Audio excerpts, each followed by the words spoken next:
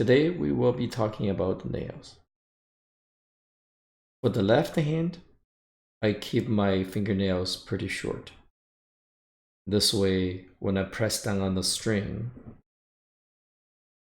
the fingernail isn't going to hit the fretboard. Some guitarists prefer to have their fingernails a little bit longer on the left hand. They feel that they get better support of their fingertips when they play slurs. The way I take care of my left hand fingernails is quite straightforward. I use a nail clipper, clip them short, and then use a file, a nail file. Simply just go around, make sure that nothing is rough. And just a rough nail file is good enough. So this is a very quick way of dealing with it. Of course, if your nail isn't too long, then you don't have to use a clipper. You could just file it down. So that's for the left hand. For the right hand nails, let's first look at how do we plug the string on the guitar. Imagine this button is the string, and I'm going to use my index finger to do a demonstration here. We don't play this nail right straight on. What we would do is to have the left side, the side that goes to the thumb, the flash touches the string. So if the string is vibrating, you stop it, it's not gonna create a buzzing sound. And then when you press the string down, your nail will touch the string. And then the job of the nail is to push the string down to the sound hole. So as I'm plugging the string, and if you pay attention, the nail is actually leaving the string at the back of the nail. So when we take care of the right-handed nails, we need to look at all sides, the bottom, the face, and then the back. Make sure it's all smooth. Now, some people prefer to play guitar without nails, and that's perfectly fine. You just gotta make sure your nail is really short so that it's not going to interfere.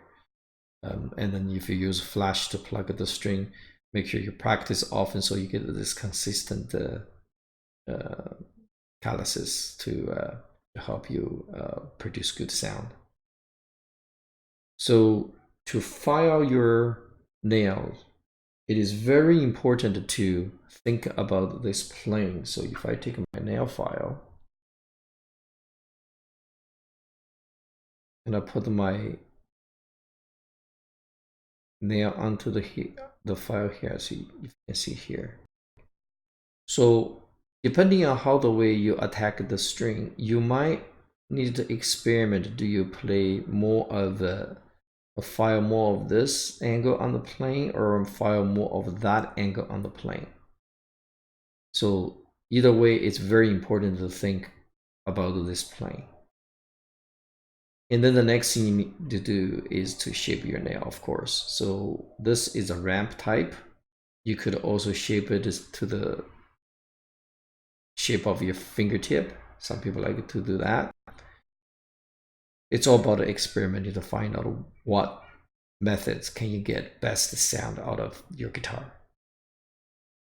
So when I file, ideally you would point the nail at your eyes so that you can see, but I'm gonna do it this way, pointing away from me but under the camera so you can see what I'm doing. So maintain the plane, I will file. Normally I file a little faster, but I'm just gonna do this slowly. You can see the line on the file now. If your nail splits easy when you file, then you might want to just do one direction, so that way you can prevent splitting the nail. Once you've done the plane, and then of course you will need to run off the corner a little bit so that they're not going to catch on the string. So when I do the plane, it's underneath the nail. And now I'm doing the edge of the nail. And of course, because earlier we talked about the nail leaves the string at the back, so you would also take care this side of it, the back side, make sure that it's all good. Okay. So once you've filed your nail, the file sometimes comes with a rough side and a fine side. This one only has the rough because my nail is pretty hard, so I use this to quickly get down to where I need it to be. Normally you would buy a nail file like this where it's a metal file that has the rough side and the finer side, and then you can do the rough side first, and then you can do the same thing with the fine side. If your nail is really soft, you probably only need the fine side. After you're done with your nail file, then the next thing to do is to smooth out the surfaces that we just shaped. You can buy a nail buffer type of tools to do that. Or you can go to auto shop and buy sandpapers. So I have so I typically use 3 grades. I use the 800, 1000, and the 2000. You can put the file underneath of the sandpapers, and then you can do the sanding this way. Or in my case, I actually took 3 plastic cards and I just glue them together so they're nice and thick and it's very rigid, and you barely be able to bend it. So I use that to hold my sandpaper, so it's kind of like a homemade sanding block or sanding plate, so that I can get the sandpaper on here and hold it, and then to do what I need to do. Do the plane first, and then the edges, and then the back of the nail.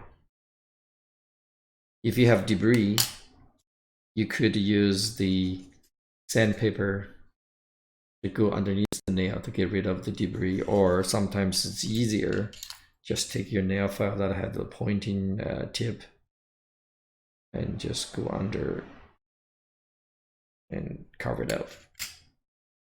So after you're done with the 800, and then there's 1000, then I do the same thing, just pick up my card,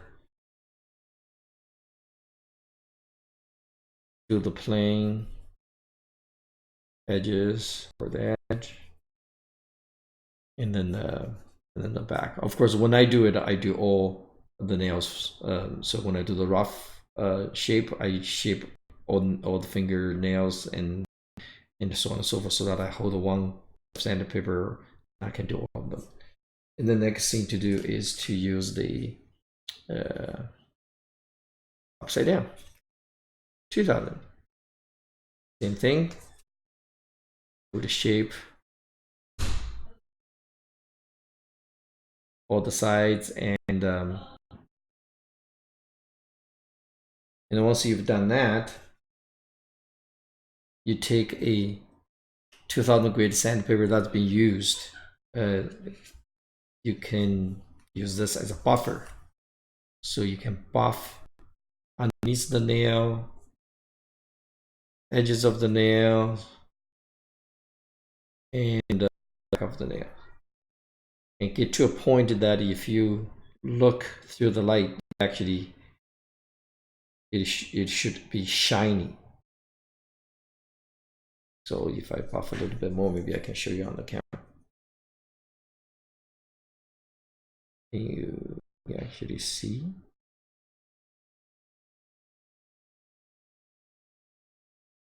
I get it focused. Yeah, there you get an idea. Okay, So this is how you would shape your right hand fingernails.